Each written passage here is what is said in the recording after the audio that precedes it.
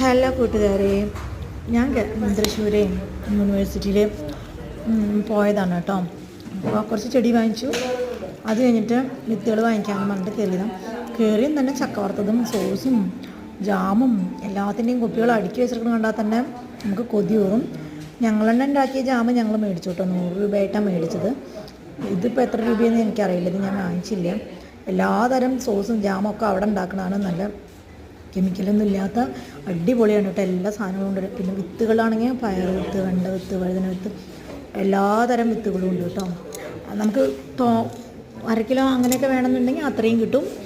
അല്ല നമുക്ക് ഞാനിപ്പോൾ ചെറുതാണ് വാങ്ങിച്ചു കേട്ടോ. കാരണം ബുക്സും ഉണ്ട് കേട്ടോ. അഗ്രികൾച്ചറിൻ്റെ നല്ല അടിപൊളി ബുക്സും ഉണ്ട്. എൻ്റെ അടുത്ത് അത്ര പൈസയൊന്നും ഉണ്ടായിരുന്നില്ല. എൻ്റെ അടുത്ത് ആകെ 100 രൂപ ഉണ്ടായിരുന്നുള്ളൂ.